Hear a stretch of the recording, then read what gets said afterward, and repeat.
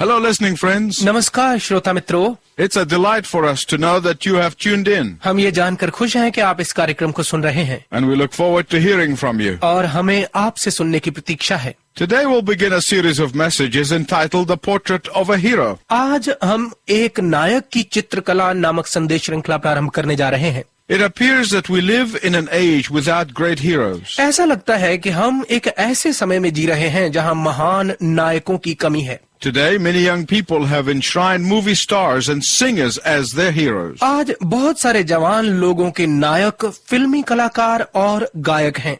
The problem with these people is that they are not famous for anything other than being famous. इन लोगों की समस्या ये है कि ये प्रसिद्ध होने के अलावा और किसी बात के लिए प्रसिद्ध नहीं है। They are known simply by being known. वो केवल प्रसिद्धि के कारण ही जाने जाते हैं। They are not necessarily known for their character. जरूरी नहीं कि वे अपने चरित्र के कारण जाने जाते हों। They are not necessarily known for their sacrifices. जरूरी नहीं कि वे अपने बलिदान के कारण जाने जाते हैं। They are not known for their commitment to others. वे दूसरों के प्रति अपने समर्पण के लिए नहीं जाने जाते, In fact, for the first time in history, बल्कि इतिहास में पहली बार we live in a day where heroes are no longer heroic. हम ऐसे युग में जी रहे हैं जहां अब नायकों में नायकता नहीं है। Most of what we call heroes जिन्हें हम नायक कहते हैं उनमें से अधिकतर are the creation of our imagination. हमारी कल्पना की उपज हैं। They are unreal people. वो बनावटी लोग हैं। They are like synthetic flowers. They look real, but they are not real. वो बनावटी फूलों की तरह है जो दिखाई तो असली देते हैं परंतु असली है नहीं। On the other hand, दूसरी ओर God's heroes are every bit human like the rest of us. परमेश्वर के नायक हमारी तरह सब प्रकार से इंसान हैं।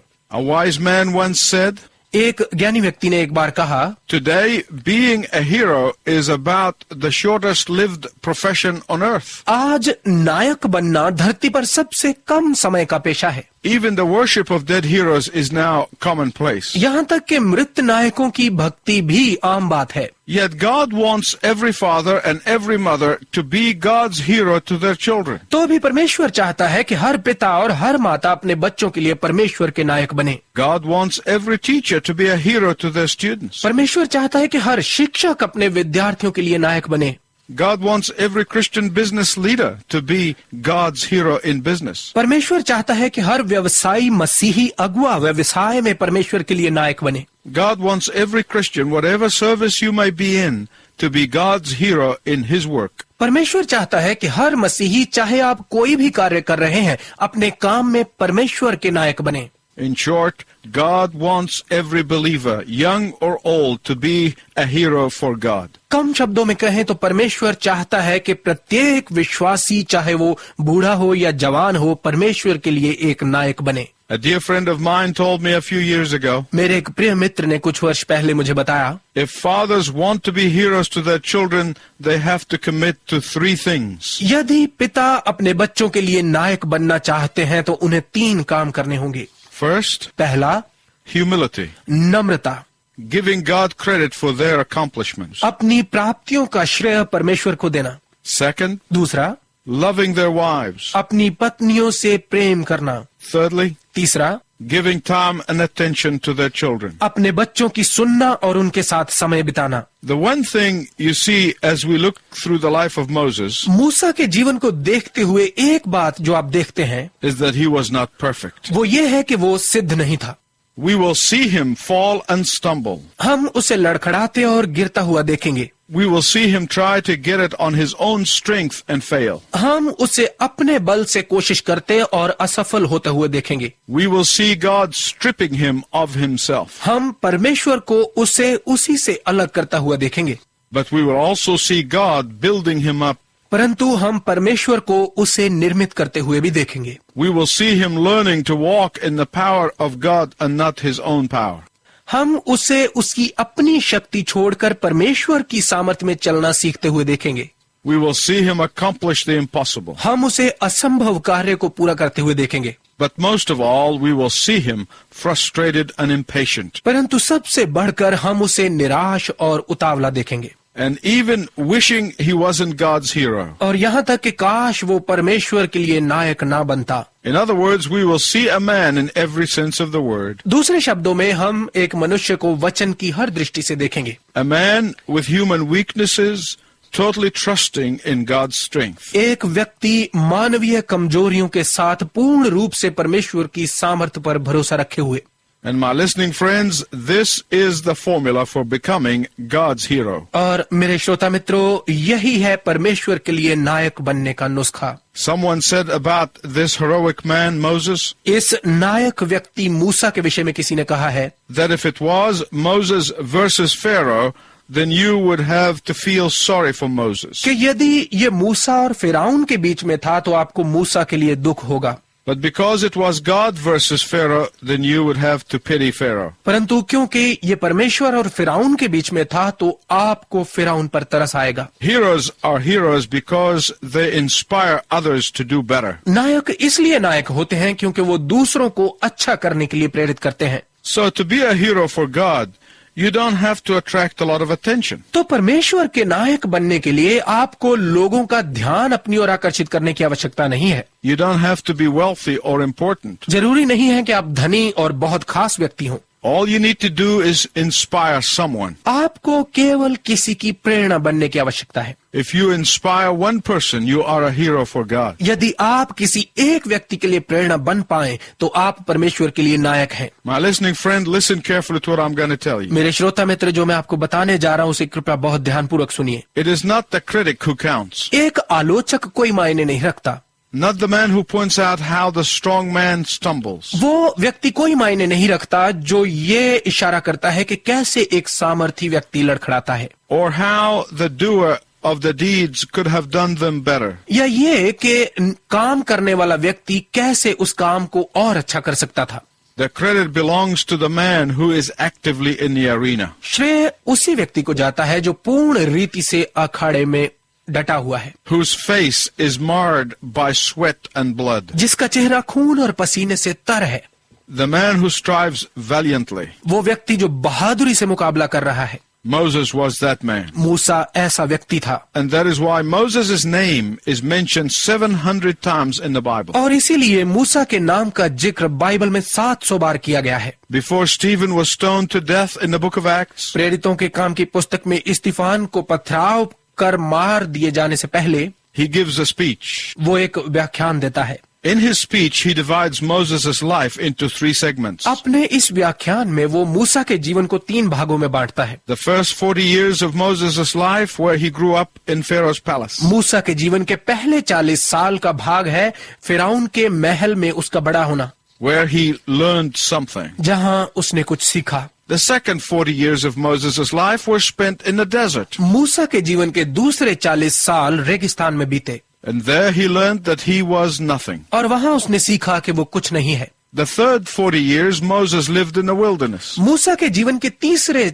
40 साल निर्जन प्रदेश में बीते। There he proved that God is everything. वहां उसने सिद्ध किया कि परमेश्वर ही सब कुछ है। Let me put Moses in a historical perspective. मैं मूसा को एक ऐतिहासिक दृष्टि से पेश करना चाहता हूं। It has been 400 years since God told Abraham that his descendants would be enslaved in a foreign land. मैं मूसा को ऐतिहासिक तरीके से पेश करना चाहता हूं। It has been 400 years since God told Abraham that his descendants would be enslaved in a foreign land. इस बात को 400 साल बीत चुके थे जब परमेश्वर ने अब्राहम को बताया था कि उसके वंशज एक दूसरे देश में गुलाम बनकर रहेंगे। God told Abraham that after 400 years he would rescue them. परमेश्वर ने अब्राहम से कहा था कि 400 साल बाद वो उन्हें छुड़ा लेगा। You can read about this in Genesis chapter 15 beginning at verse 13. आप इस बारे में उत्पत्ति की पुस्तक 15 अध्याय के 13 पद से आगे पढ़ सकते हैं। Abraham's great grandson Joseph Abraham के परपोते यूसुफ को gets sold into slavery in Egypt by his jealous and envious brothers. उसके ईर्ष्यालु और संदेही भाइयों ने मिस्र में गुलाम होने के लिए बेच दिया। But God brings good out of evil. परंतु परमेश्वर बुराई में से भलाई पैदा कर देता है And he places Joseph in the highest office in the land next to Pharaoh. और वो यूसुफ को उस देश में फिरौन के बाद सबसे ऊंचे पद पर बिठा देता है। When Joseph dies, and his descendants gets numerous, जब यूसुफ मरा और उसके वंशजों की गिनती असंख्य हो गई, a new Pharaoh comes on the scene. तो एक नया फिरौन सामने आता है। But out of fear that the Hebrews would take over the country, परंतु इस डर से कि ये इब्रानी लोग कहीं देश पर कब्जा न कर लें, Pharaoh oppresses them by keeping them knee-high in mud making bricks. वो उनसे ईंटें बनवाने का कठिन काम करवाते हुए उन्हें दबाए रखता है। Then, right on schedule, God raises Moses. और फिर बिल्कुल योजना के अनुसार परमेश्वर मूसा को खड़ा करता है। Moses, whose name means the one who is retrieved from the waters, मूसा, जिसके नाम का अर्थ है पानी में से निकाला गया, was sent to deliver God's people from the slavery. उसे भेजा गया कि वो परमेश्वर के लोगों को दासता से छुड़ाए। In doing so, Moses pays a hefty price. ऐसा करते हुए मूसा एक बड़ी कीमत अदा करता है। For his obedience, he sacrifices comfort and wealth and power and prestige. अपनी आज्ञाकारिता के लिए वो अपने आराम, शोहरत, शक्ति और सम्मान का बलिदान कर देता है। Moses turns his back on all of the splendor and the glories of the superpower of the day. मूसा उस समय की सबसे बड़ी महाशक्ति की महिमा और वैभव से मुंह मोड़ लेता है। For his obedience, अपनी आज्ञाकारिता के लिए Moses exchanged the amenities of the city for the hardness of the desert. मूसा ने शहर के सुख आराम को रेगिस्तान की कठिनाई के साथ बदल लिया। For his obedience, अपनी आज्ञाकारिता के लिए Moses exchanged the softness of the palace for the ruggedness of tent living. मूसा ने महल की कोमलता को तंबू के जीवन के खुरदरेपन के साथ बदल लिया। And that is why Hebrews 11:24 tells us, और इसीलिए इब्रानियों की पत्री 11 अध्याय का 24 पद हमें बताता है, by faith Moses refused to be called the son of Pharaoh's daughter.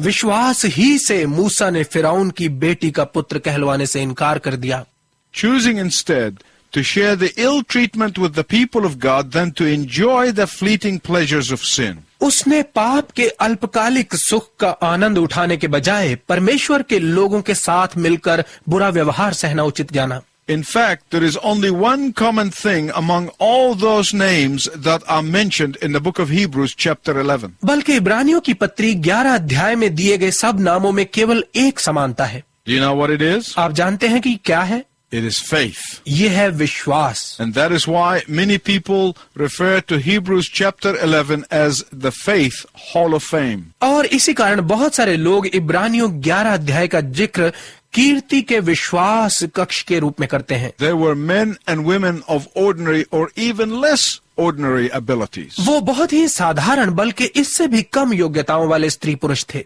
They were men and women of ordinary or even less ordinary talents. वो बहुत ही साधारण बल्कि इससे भी कम क्षमताओं वाले स्त्री पुरुष थे। They were men and women of clay feet. वे चिकनी मिट्टी के पैरों वाले लोग थे।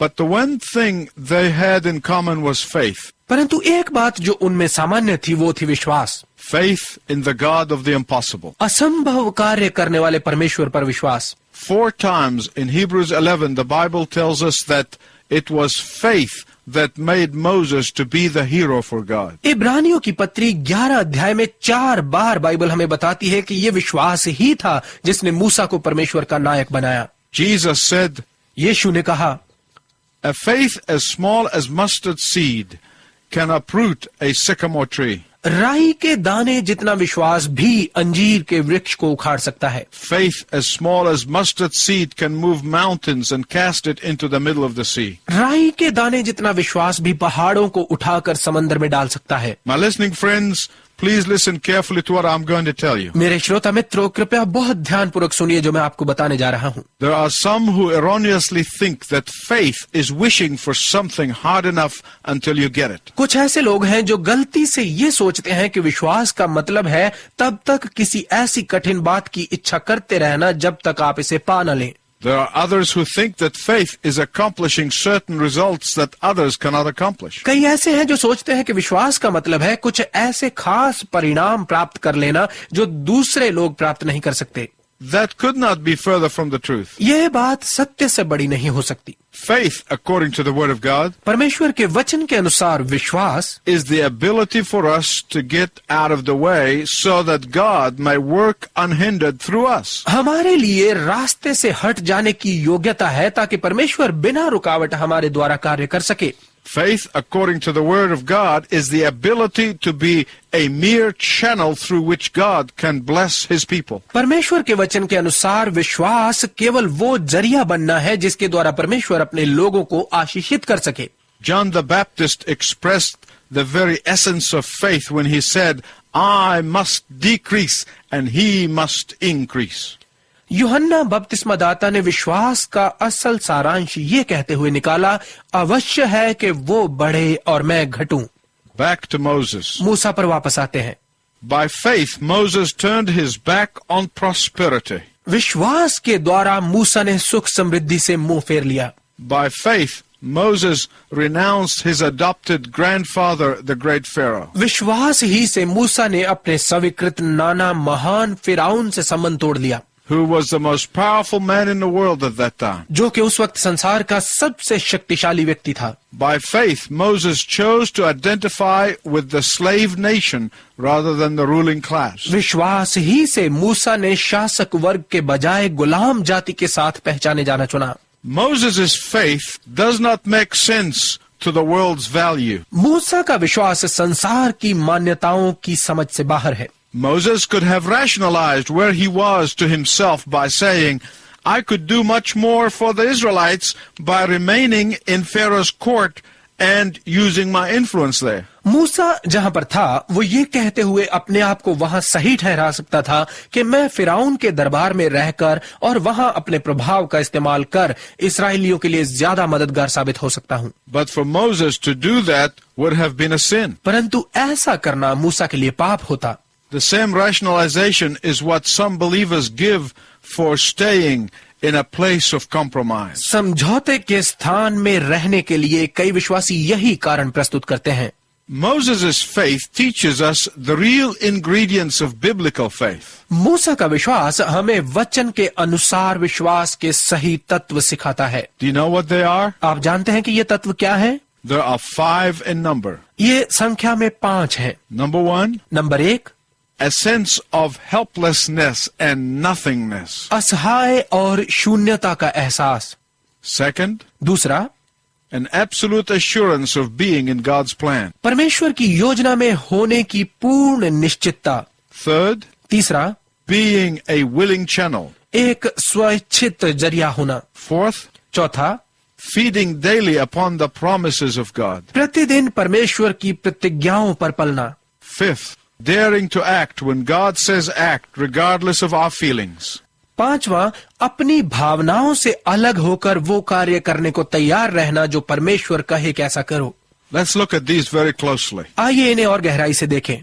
First, a sense of emptiness and nothingness. सबसे पहले खाली और शून्यता का एहसास। Moses got a swollen head when he realized that he is to deliver the people out of slavery. मूसा आवेग से भर गया जब उसने ये जाना कि उसे लोगों को दासता से छुड़ाना है। So he tried to do it his way by killing another person. तो उसने अपने तरीके से ऐसा करने का प्रयत्न किया, दूसरे व्यक्ति को मारकर।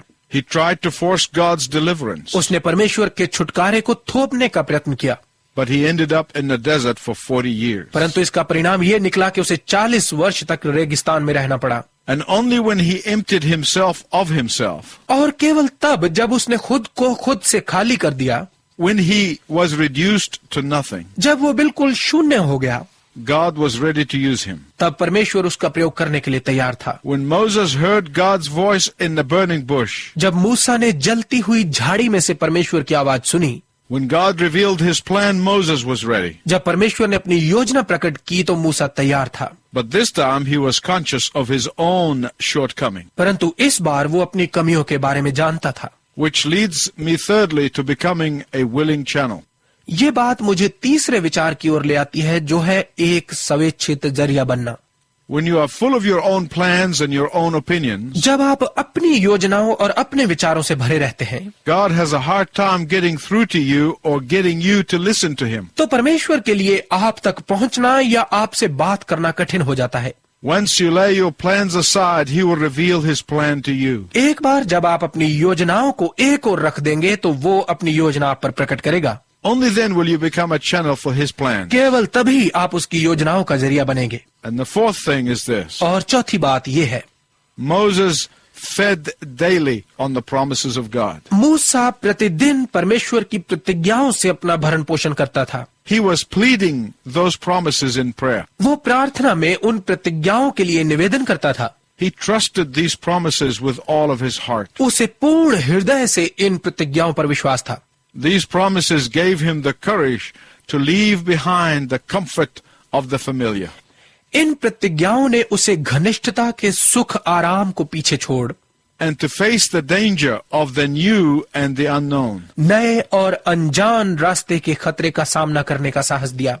Finally, faith will make you dare to do the impossible. अंत में विश्वास आपको असंभव कार्य करने का साहस देगा। Because it is not you, but God who will do the impossible through you. क्योंकि ये आप नहीं है परंतु परमेश्वर है जो आपके द्वारा असंभव कार्य को करेगा।